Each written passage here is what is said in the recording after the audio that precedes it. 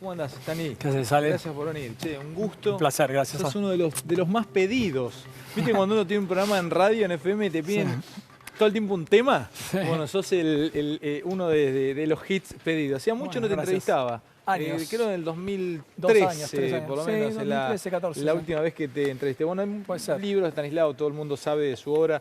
Escribiste una novela, el último, ¿es este? Me jugué con una novela, sí. Me dio un gusto, me dio un gusto. Bueno, ahora vamos a hablar de esta novela porque tiene que ver con tu vida, tiene que ver con un quiebre que tuviste en tu vida. Aquí lo voy a dejar acá. Ahora, Dale. tus hits, entre las cosas que tenés es En cambio ágilmente. Tengo los libros marcados, vamos a sacar algunas preguntas para hacer, pero arranco, pido un poquito de silencio, si se puede, Juanpi.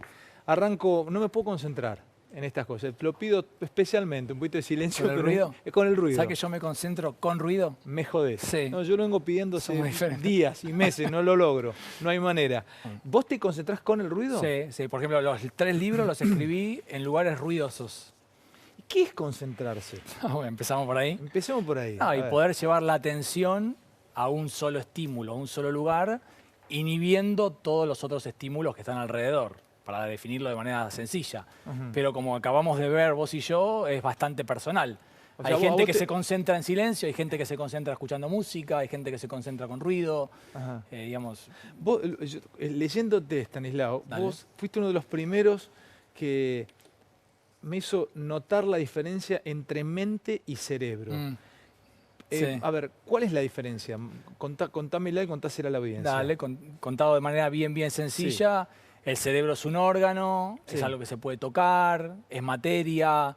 Yo siempre uso, la metáfora es como el hardware que tenemos, son las neuronas con sus cables, y la mente sería como el software que Sí. corre en ese hardware, que serían los pensamientos y las emociones. Eso es Entonces, mente. Esa sería la mente. Pensamiento es parte del software. Es el Claro. programa que yo le pongo al hardware, a la computadora. Tal cual, y las Bueno, emociones también.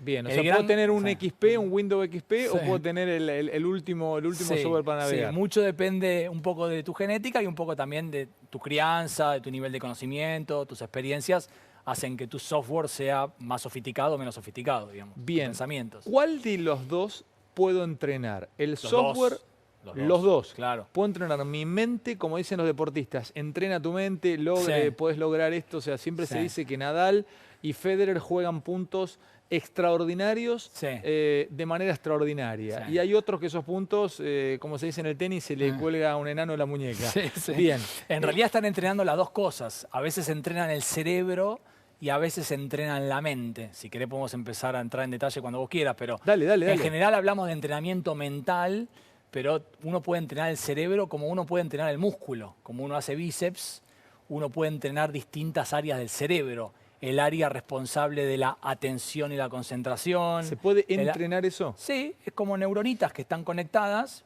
por cables. Uno puede hacer que esas conexiones sean más fuertes o más conectadas. En vez de 10 megas, tener 100 megas, 1000 megas.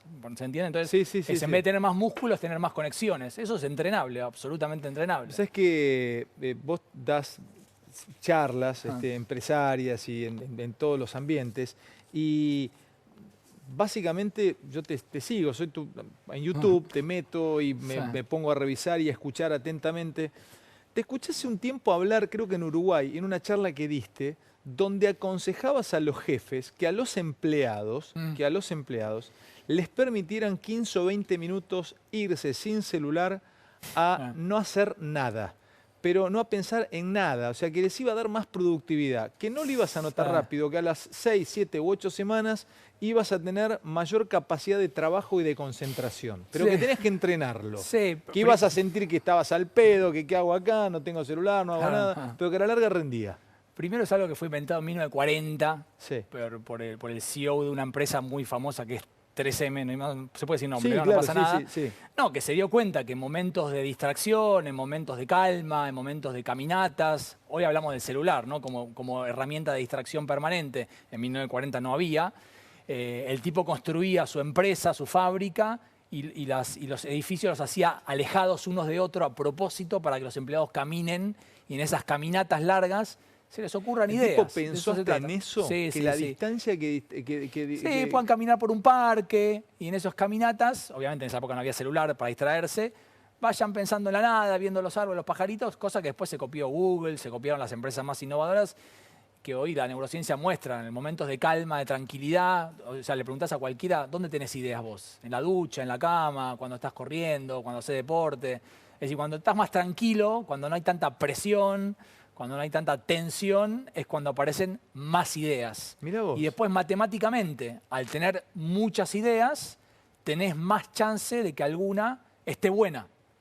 Esto no es para... Matemáticamente, Claro. al tener más cantidad de ideas, claro, hay mucha más... De que alguna sirva. Es decir, no es que esto aumenta la creatividad o, como decís vos, la productividad, sino es simplemente un juego matemático de, en momentos de tranquilidad, de calma, de distracción, en momentos amenos, donde no tengo mucha presión, se me ocurren muchas cosas. Y después es simplemente matemática. Como se me ocurren muchas, hay más chance de que alguna sirva para algo.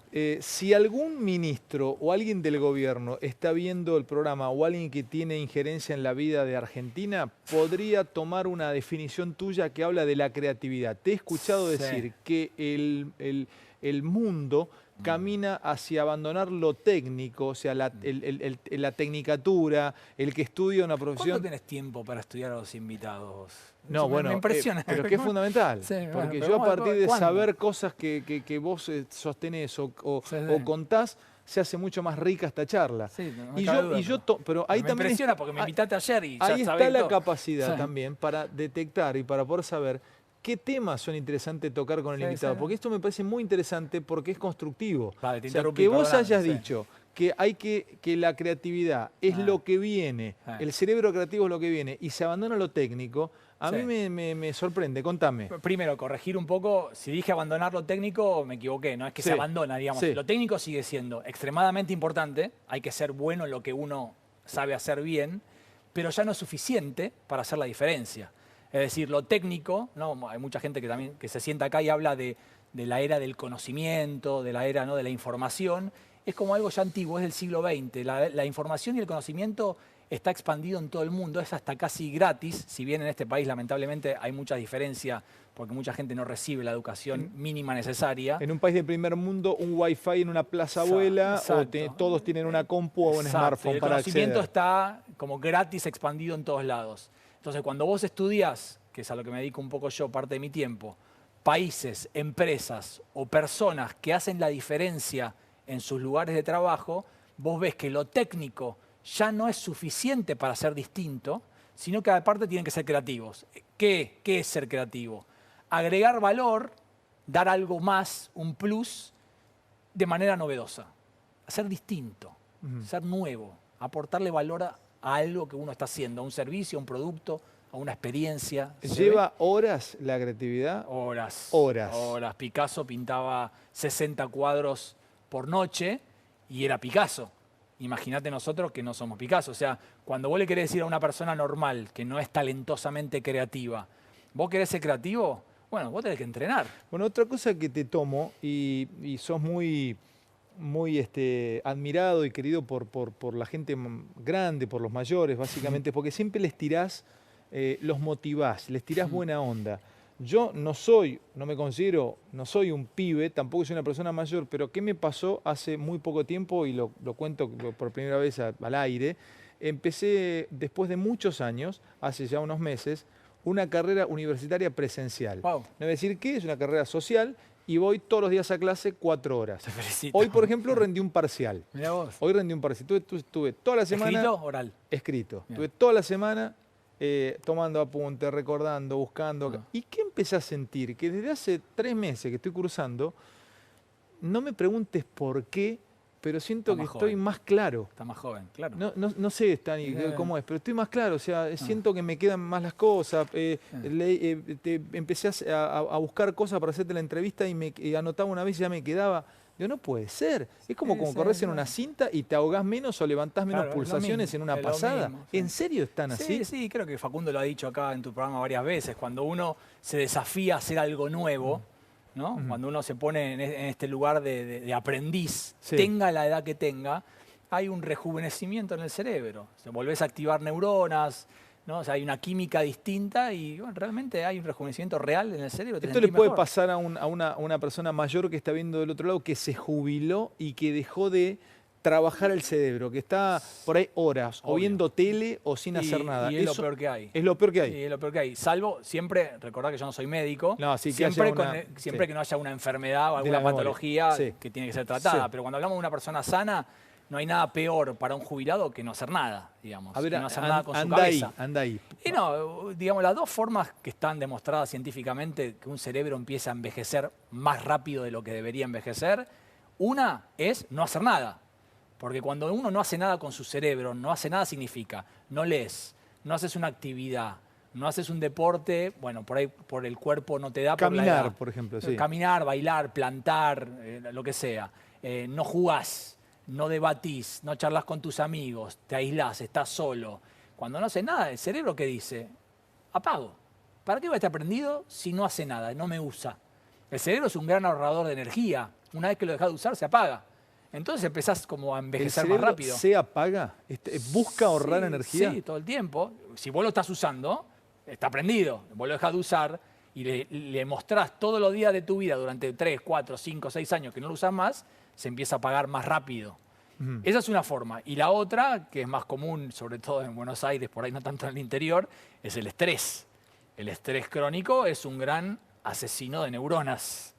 Pero no te das cuenta ahora. Si estás sufriendo cargas de estrés, lo ves al tiempo. Y en general el estrés te pasa factura en algún momento. Uno puede ser joven, hablemos de 30, 40, 50 años, y vivir una vida bastante estresado. Y estresado no significa hacer cosas que no te gustan. Uno puede estar haciendo cosas que le apasionan con mucho estrés. Y en algún momento el cuerpo te pasa una factura. Algunas facturas son muy duras, no las quiero mencionar. Y otras son algunas quizás que son bancables físicamente, pero sí, el estrés va asesinando al cerebro. Lo interesante del estrés es que es reversible.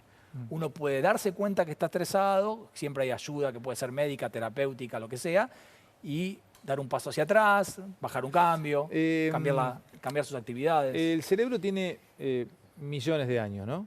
Pero la mente tiene menos. O sea, el pensar, calculemos entre 100.000 años, pero 60.000 años que nos comunicamos por símbolos o por lenguaje. Sí. Entre un ¿Cómo poco sabes más. Esos números?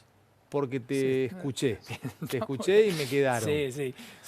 Y entonces ahí haces una analogía, trazás una analogía con la mujer. Vos explicás en algún punto que la mujer, en la época en donde no había lenguaje, no había símbolo, tenía que percibir, tenía que tener un sexto sentido para darse cuenta si el hijo tenía hambre, si el marido estaba preocupado porque no había habido buena casa en el día, si sentía frío.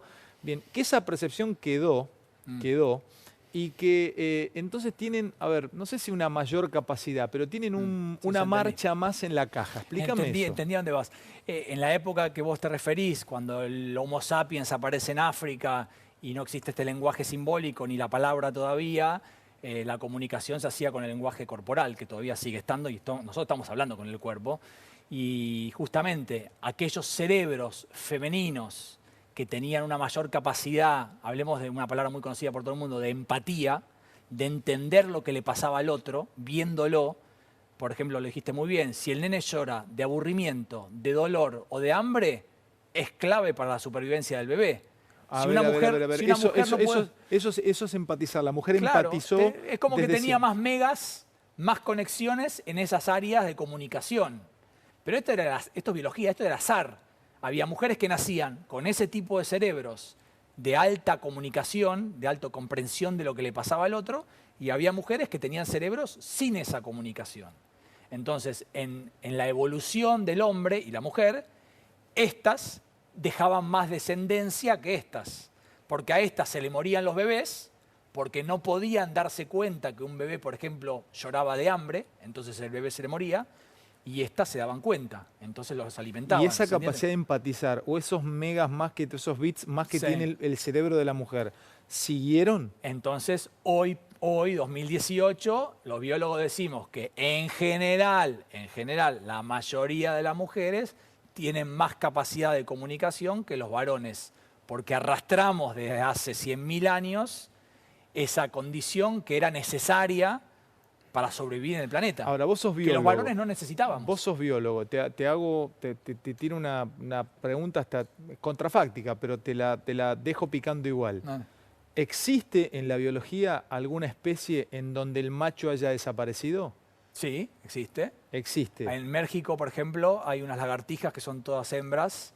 ¿Y se produce, no sé, la espermatogénesis? No, ¿se llama? ya no me acuerdo porque lo estudié en la facu hace Sí. mucho, pero las hembras entre ellas O sea, no se fecundan. El óvulo se divide en dos, sin espermatozoide. Desapareció y el macho. Sí, Desapareció hay el varios. macho. Hay peces también hembras. Bueno, entonces me eso acuerdo no hace podría mucho que no pasar sé. en cientos de miles de años Y ahora con que nuestra especie. Sí, ahora que las mujeres saben hacer asado, sí, juegan bien al fútbol, sí, podría pasar. Sí. Qué interesante. O sea, No lo sé, no lo sé. tienen Está bueno para- tiene una percepción especial, entonces, que la traen desde siempre. No, pero ojo, hay hombres que también la tienen, ¿eh? Hay hombres que nacen con cerebros súper comunicativos y cuando uno hace estudios, por ejemplo, varones que trabajan en marketing, varones enfermeros, varones que trabajan en recursos humanos con personas, con gente, tienen cerebros más, comillas, femeninos, que pueden comunicar mucho. Pasemos un poco a educación. ¿Vos creés? ping-pong, pa, vos- pa, pero pa, te- pa. porque Sí. vos tenés un cerebro multitasking. Escúchame. No existe. ¿Se puede? No existe. Voy a No, hablar de no ese tema. ¿Se puede estudiar, concentrarse a las 7:40 de la mañana? O sea, yo sé que hay gente que se levanta muy temprano, empieza a laburar desde muy temprano.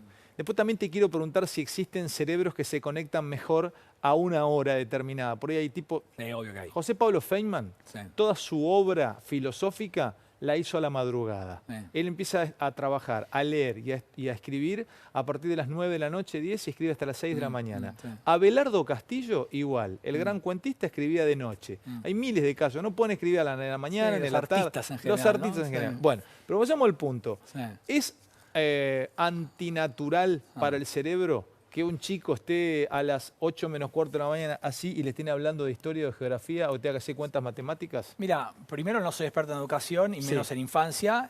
Sí existe, y acá tenemos un experto mundial, que no sé si lo invitaste una vez a Diego Golombek. Creo Sí, que lo vino tuviste Diego. una Sí, vez. habla de ciclos circadianos. Claro, Diego es experto, Sí. es el mejor para hablar del tema. Pero sí existen estos relojes biológicos donde la mayoría de los seres humanos, hablemos del 70% de las personas, esto se lo saco a Diego porque lo saqué de él, 70% de las personas tenemos, digamos, una habilidad o un momento de desempeño muy bueno entre las 10 y 11 de la mañana. Ese es como nuestro pico de dame lo difícil del día a las 10 de la mañana. Esa es la media. No, más, el 70% de las personas. Más de la media. Después tenemos unas En alondras. tu caso, por ejemplo, ¿a qué hora, a Yo qué hora- soy a qué hora más- rendís bien yo vos? rindo bien a esa hora. Vos rendís 10, 11 de la mañana. Sí, rindo bien a esa hora. Estoy bueno. ¿Vos a la 1 de la mañana no rendís, por ejemplo? Si tuviese Y que me escribir costó una venir. tesis 1:30, 2 de la mañana, no la podrías escribir. Tengo épocas, pero en general me gusta hacerlo difícil a la mañana. Sí, sí, soy así. Ujú. Después tenés alondras, lo llaman los alondras, que rinden muy, muy bien a las 6, 7 de la mañana, pero ahí hablamos del 10% de la población mundial. Y después tenés a los artistas, a los locos, que rinden más bien a la noche, que es como un 20%. Pero eso no es costumbre, eso ya viene como instalado en tu... Eso es como un reloj que tenés ahí. Eso no quiere decir que rindas mal después. Vos podés después adaptarte culturalmente Claro. a rendir a todas las horas bien. ¿Se entiende? Vos podés empujar tu reloj para seguir rindiendo a cualquier hora.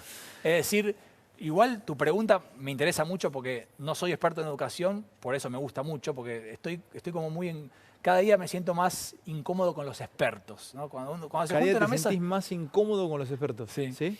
Y cuando se junta una mesa de expertos, nunca pasa nada nuevo, ¿viste? Siempre es un poco quién la tiene más grande, quién sabe más del tema. No salen cosas nuevas, es siempre sobre lo mismo, ¿no? Me ha pasado de juntarme a escuchar expertos de algo y mismo nosotros, mismo los biólogos, los neurocientíficos, siempre hablamos de las mismas cosas y repetimos lo mismo.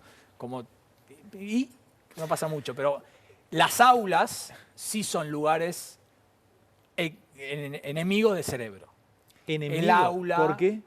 Y estar sentado 40 minutos son espacios donde el cerebro se enfría, no hay movimiento, no se activan áreas cerebrales listas para aprender. Sí, te para agarra estar sueño activas. incluso. En un momento te agarra un Y sueño. 40 minutos es mucho. Vos no, a ver, te lo iba a preguntar hasta casi como si estuviésemos hablando de una religión. Sí. No ¿no crees, déjamelo preguntarte así, no encuentro otra manera, ¿no bien, crees en no. el multitasking? ¿No crees en el cerebro capaz de hacer varias cosas al mismo tiempo? ¿Existe ese cerebro? Hay dos tipos de multitasking. No es lo que yo creo o no creo, es lo que yo estudié. Hay dos tipos de multitasking. Uno está el multitasking, es la capacidad de hacer varias cosas al mismo tiempo con distintas áreas del cerebro. Vos podés hacer, por ejemplo, vos podés estar cocinando. Sí. Mientras estás cocinando, mandás un mail, volvés a huevo frito, mandás un mail, escuchás a tu mujer, a tu novio, ¿no? Vas haciendo como 3 cosas al mismo tiempo. Cocinar lo hace de memoria, con una parte del cerebro, ganglio basal. ¿Cómo? ¿Qué parte es? No importa, O es- ganglio basal. Ganglio basal, es Importa. automatizada. Hábitos, Es rutinas, un hábito. una Perfecto, rutina. dale. Con el córtex prefrontal estás pensando qué respondés al mail a tu jefe, 10 de la noche, no lo hagas porque no hay que responder a esa hora. Y con tu emoción estás escuchando lo que dice tu hijo, tu mujer, tu familia, etcétera, etcétera. O sea, estás usando 3 áreas del cerebro bien separadas y las estás usando al mismo tiempo. Podés. Eso se llama multitasking físico. Físico, podés. Ahora, hay otro multitasking que es el que la gente está sometida en el trabajo en general, que es el que no podés y sin embargo la gente cree estar haciéndolo, que se llama el multitasking cognitivo, que es usar la parte pensante del cerebro, la racional, la que usamos para pensar todos los días, ¿no? Tomar decisiones en el laburo, que es, por ejemplo, vos mandás un mail, contestás un WhatsApp, ¿no? Y le respondés a tu jefe. En las 3 tenés que pensar qué responder. Y las haces al mismo tiempo.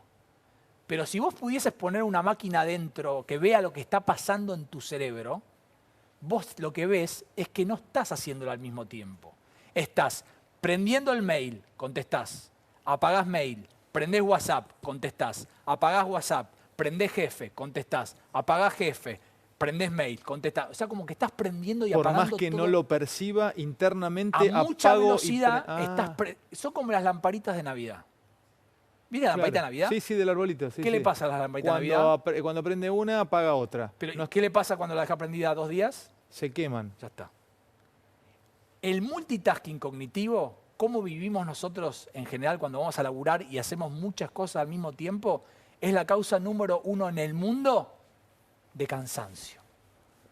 Cuando uno llega a casa y dice, ay, boludo, no puedo más, estoy cansado. Y vos decís, pero ¿para qué hice? No hiciste tanto, pero lo hiciste todo a la vez. Estás cansadísimo. Porque estuviste prendiendo y apagando la máquina todo el tiempo, a mucha velocidad.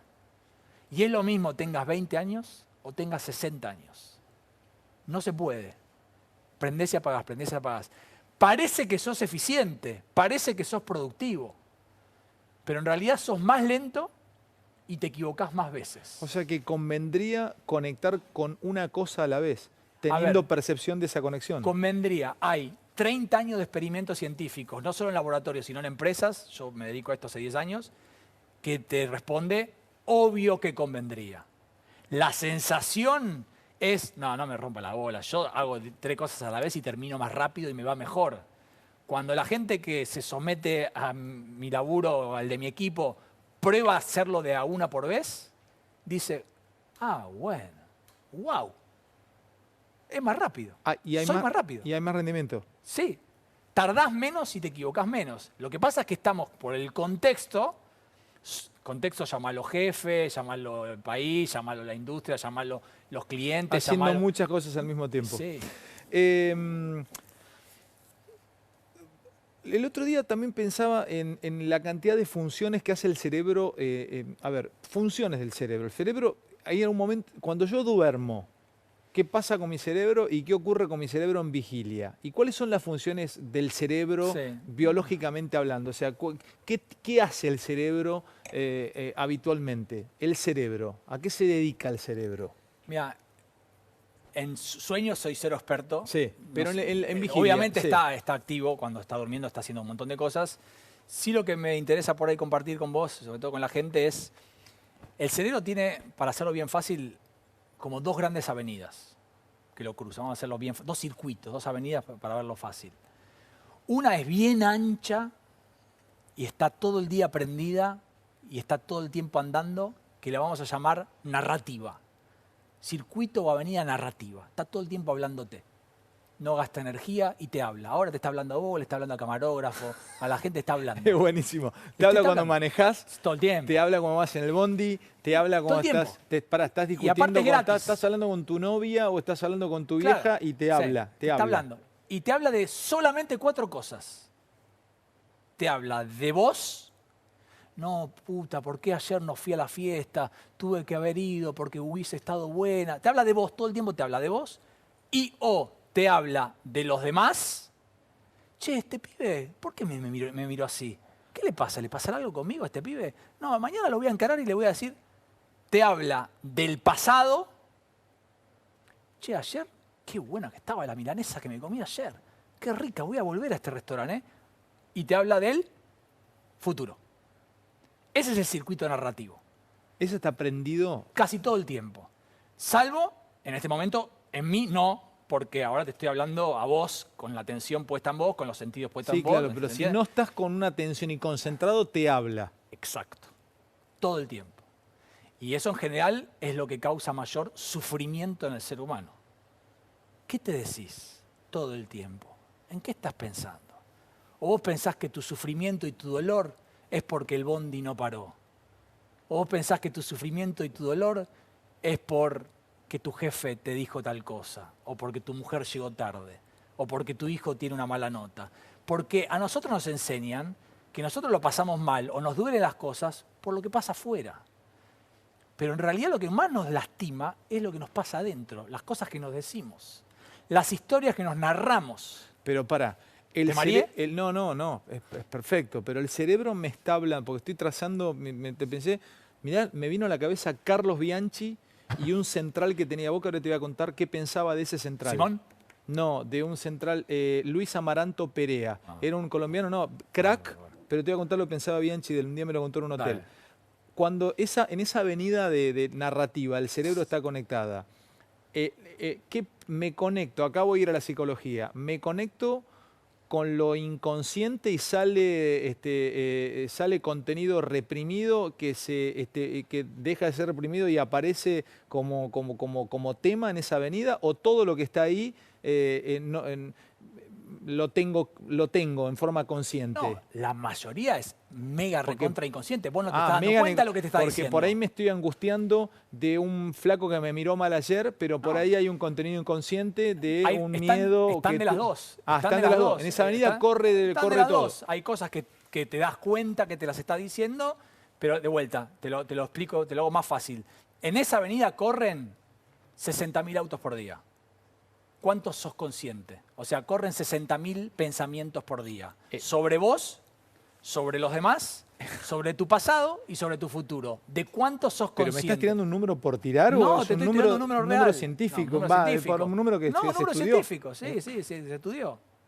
¿Un cerebro medio? ¿60.000 idas y vueltas por día? Sí. Solo de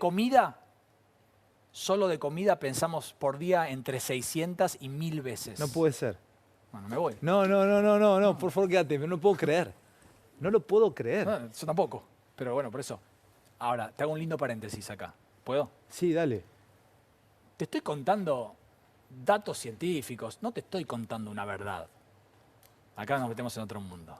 Te estoy contando papers, artículos científicos de tipos que estudiaron. O sea, señor que me está viendo por la tele. Acá hay un científico hablando. No me tienen que creer. ¿Se entiende? Porque uno acá, animales del saber. Uy, viene el biólogo molecular. Mirá lo que está diciendo. Mirá, gorda, mirá lo que está pasando con el cerebro. 60.000 idas y vueltas por eso, sí, está claro. Porque venga de la ciencia o porque un chabón en Londres hizo un artículo científico y entonces todos dicen, ya está, es así, es la verdad. ¿Hablaste de esa avenida y otra avenida? Claro, la otra avenida que es la que me interesa. Me asusta más, porque me asusta. La otra es la que no nos enseñan a usar. A ver. La otra esta es la narrativa. La otra se llama la avenida de la experiencia directa, que involucra el tiempo presente, la atención, ahora, y los 7 sentidos. Sé que me vas a preguntar ahora. los 7 sentidos. Porque no son Tacto, 5. ¿por qué? Claro, tacto... ¿Sabías que en la escuela se sigue enseñando 5 sentidos? Son 5 sentidos. Bueno, no, vista, oído, tacto... Algunos hablan que son 12, algunos hablan que son 9. Son 5. Vamos a jugar a 7 porque 7 ¿Qué sentido le agregás? Bueno, hay uno que se llama vestibular. El sentido vestibular es el sentido que tenemos, ¿no?, que nos permite entender la relación de nuestro cuerpo con el ambiente, con el espacio. Muy usado en bailarines, en deportistas, ¿no?, con el movimiento. El sentido no me choco con la mesa, etc. Y el otro sentido, el séptimo, es la propiocepción, que es el sentido que nos permite entender qué está pasando con nuestros ligamentos, tendones y músculos. También muy usado en deportistas y en bailarines. Pero ese camino, esa avenida es la que te permite estar presente en el presente. La segunda avenida. La avenida de la experiencia directa, que en realidad, en vez de ser una Niceto Vega, que tiene 3 manos, es una Carranza, finita. La otra mucho más ancha. Pero la que me hace pasar un buen día o no es la otra avenida, la narrativa. Vos podrías pasar buen día en las dos en realidad. En general, la que te hace sufrir más es la narrativa. Va un punto. Vamos. Escuchá, si yo quiero cortar el tránsito un rato. ¿Cortarlo? Quiero cortarlo. Bueno, porque vos me dijiste cortar el tránsito en una de las 2 avenidas. ¿Puedo cortar el tránsito interno cerebralmente? Sí. Un rato cuando yo decida? Puedo decir, no voy a pensar en nada. Soy un tipo criado en Bután. Tengo la capacidad de poner la mente en blanco. No, en blanco no. Bueno, no existe eso, es mentira. No, mentira no sé. Existe, según los meditadores trascendentales. Pero vamos al día a día. El que no está viendo día. Un tipo que labura en un taller mecánico, ¿puede tomarse unos mates solo así? Se va al costado, toma unos mates, unos amargos, se ve la mente en blanco. No, lo que uno puede hacer es agarrar la colectora, que es pasar del narrativo a la experiencia directa. Se llama el switch. Vos podés darte cuenta, cosa que no nos enseñan en el colegio, darme cuenta que estoy demasiado en el narrativo, amargándome con pensamientos negativos, tristes del pasado y planificando demasiadas cosas y decir, pará, estoy acá con Ale, voy a saborear el agua, escuchar la charla, ¿se entiende? Yo puedo decidir. A ver, te lo paso al deporte que te encanta. Desde darme una ducha y disfrutar como el agua caliente me pega en la espalda o me estoy lavando la cabeza. Nadal, se queda, la tira afuera, tiene que sacar. ¿Qué le dice el circuito narrativo? Nadal, ¿cómo la vas a tirar afuera así? Pero era fácil, era regalada. Ese es el circuito narrativo. Está picando la pelota, ¿no? Estoy muy emocionado porque ese circuito negativo es el que a mí me hace jugar horriblemente a un deporte hermoso que es el tenis. Me mata el circuito narrativo. Eso es horrible, boludo. No puede cerrar esa pelota. Una pelota chota venía bien. Tal cual. Y un ganador como Nadal que le dice... Pasa del narrativo a la experiencia directa, que es... Claro, sensación de la pelota en la mano, empuñadura de la raqueta, viento en la cara...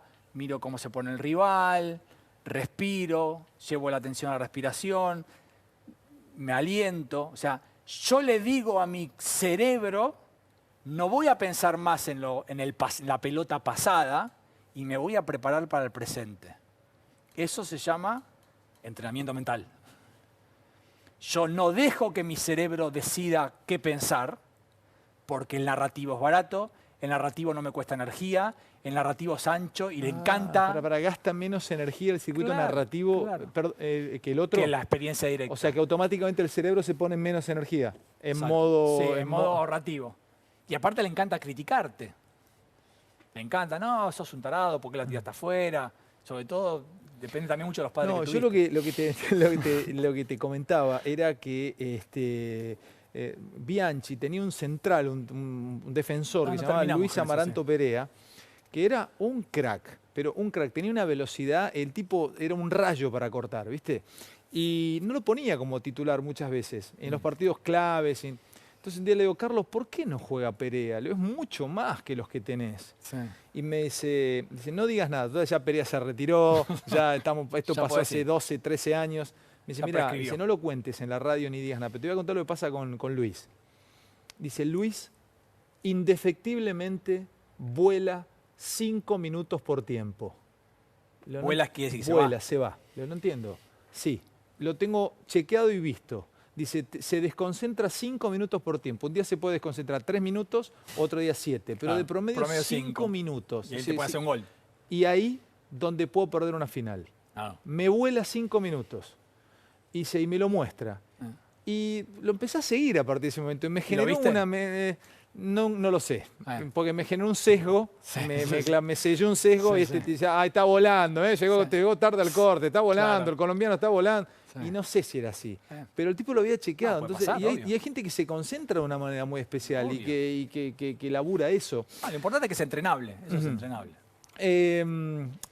El cerebro es social. O sea, definitivamente es lo más, creo que lo más importante de todo. Hay lindos estudios, no son lindos, pero hay estudios como prolijos hechos con personas que se aíslan y van a vivir solos a la montaña. ¿Viven más o viven menos? Menos, entre 5 y 10 años menos. Me bromeas. ¿El ermitaño vive menos? Hay una necesidad de conectar con los demás. Tengo un poquito de vos, Stanislao, y quiero hablar de tu libro. Vos sos biólogo molecular. Sí. Biólogo molecular. ¿Y cómo fue tu vida? ¿Vos te fuiste a estudiar? ¿Sos de acá, recibido en...? Yo me recibí en la UBA, acá como biólogo molecular, sí. en Exactas, y me fui a hacer un doctorado a Francia. Ahí trabajé en los años 90 con el virus del HIV, del VIH en español, cuando estaba surgiendo, digamos, un poco de moda el tema de la enfermedad, de las primeras drogas que había. Era Vincent Gallo. Ahí está, en esa misma época, Robert Gallo. Sí, Vincent Gallo era un actor. No fui a París, fui a otra ciudad, pero estaba en esos grupos. Y estuve 5 años en Francia y después de ahí me fui a Boston y seguí estudiando. Ahí me cambié de rubro, me puse a estudiar en el Hospital de Niños de Boston una enfermedad que se llamaba distrofia muscular de Duchenne. Y ahí me metí en la época Bush-Kerry, 2002, Torres Gemelas, una época muy álgida, muy particular de los Estados Unidos. ¿Vivías allá? Sí, yo me mudé justo... El 11 te tocó... No, yo me estaba mudando en octubre del 2001 y viste que hubo un parate de vuelos de mucho tiempo en Estados Unidos. Sí. Entonces mi jefe me dijo, mira, bancá porque no sé, yo me tenía que mudar de Francia a Boston y me terminé mudando fin del 2001. Pero llegué a un Estados Unidos caótico, duro, sí, muy patriótico, muy nacionalista, muy fuerte, muy especial, viniendo de una Francia muy relajada, viste que en Europa es muy diferente. Y ahí estudié distrofia muscular de Duchenne y me metí en el mundo de las células madre a trabajar con esa enfermedad. Y ahí estuve otros 5. Entonces estuve 5 en Francia, 5 en Estados Unidos y hace ya 11 que volví a la Argentina. Hice un cambio completo de vida, estudié una maestría en negocios y ¿sabes que, hice un cambio de vida esta novela que escribiste, una novela sobre cómo la ciencia me cambió la vida, a veces leer un poco de hacia dónde va el libro, acá habla de un quiebre que tuviste vos. Sí. O sea, es más, dice, ¿qué pasaría si te dieras cuenta de que estás dedicando tu vida a una mentira? Sí. ¿Te animarías a dejarlo todo y a cambiar? ¿Qué te pasó? O sea, ¿pasó algo con la muerte de tu abuelo? ¿Qué pasó? La novela y un poco la vida real es como dos cosas separadas. Por un lado, en vida real, mi abuelo es asesinado en la dictadura militar en el último año, de una manera misteriosa, nunca se supo quién, punto final, se termina ahí. Y por el otro está la historia de un biólogo que está buscando a los asesinos de su abuelo, ficción. Esto es ficción. Ficción. ¿Mi abuelo lo mataron? Sí. El biólogo que busca al asesino de su abuelo es la ficción de la novela. ¿Sabes? Ahora, lo que cuenta el biólogo en la novela, en su vida de biólogo, es un poco una biografía ficcionada de lo que viví yo como biólogo en mi experiencia en el exterior, que lo que quise retratar un poco fue la ciencia no es noble, pura, perfecta, los científicos son todos, ¿se entiende? O sea, la ciencia es una industria más como otras. Hay gente buena y hay gente mala. Hay gente que miente y hay gente que dice la verdad. Hay gente que truchea y hay gente que no. Como en todos lados. Eso está acá. Eso está ahí. El libro es Random. Es una novela sobre cómo la ciencia me cambió la vida. Es de Stanislao. Siempre es un placer tenerlo a Stanislao. Espero que... te voy a pedir que me traigas... ¿Te puedo hacer una invitación antes de que termine el año? Me gusta hacer una especie de simposios con científicos, o sea, pero que me traigas 2 amigos que vos respetes y quieras, o 2 personas que admires, y hacer una charla de A3 o de A4. Dale. ¿Tenés ganas? Sí, ya tengo las personas. ¿Te llevas bien con Facundo? Sí, nos respetamos, sí. Está viendo el Tano, Carlitos Mentirangeli, claro, estadísticamente más creatividad, dice. Muchísima gente se enganchó con esta charla, Stani. Andás preparando una respuesta sobre los hábitos, a ver cerebralmente si es cerebro o mente dejar de fumar. Pará, no me lo respondas ahora. Quedó picando una pregunta sobre los hábitos y tal vez ahí dejar de fumar. Ya sé que es todo un compromiso, tal vez hablar de esto con Estanislao, porque Estanislao me va a decir, yo no tengo ningún estudio hecho sobre el hábito de dejar o no de fumar. Pero alguna respuesta nos va a ensayar sobre esto. Ya venimos después del corte y charlamos un minuto más con Estanislao Barra. Estoy picando esa respuesta, a ver si se puede hablar algo del hábito. Sí, se puede hablar un montón. A ver, si yo tuviese la fórmula para dejar de fumar, primero sería multimillonario, cosa que no lo soy y no tengo esa fórmula. Sí está bueno explicar a la gente que hay 3 tipos de hábitos. Está el hábito más conocido, que es el hábito de comportamiento. Tiendo a hacer siempre lo mismo, como fumar, tiendo a fumar. Después hay hábitos muy importantes también que la gente se olvida, que son los hábitos de pensar. Tiendo a pensar siempre lo mismo sobre lo mismo. Pienso siempre igual de la política, pienso igual del amor, pienso igual de la educación, ¿no? Ese es un hábito también que a veces no nos deja progresar y cambiar. Y después está el hábito de las emociones. Siempre siento igual cuando pierde Boca, siempre siento igual cuando tal cosa y tal otra. A ver, en la biología, una imagen para que la gente se lleve, ¿qué es un hábito en el cerebro? Un cable de acero irrompible. Está ahí, no lo puedes romper. Al hábito no lo vas a sacar de la cabeza. Hoy, en la biología. Entonces, ¿cómo hago? ¿Cómo hago para sacarme un hábito de encima? ¿Cómo hago para dejar de fumar hoy o para sacar otro hábito nocivo que hoy no me gusta o que no quiero? La tendencia hoy es construir otro hábito que reemplace ese hábito, pero que sea más grande.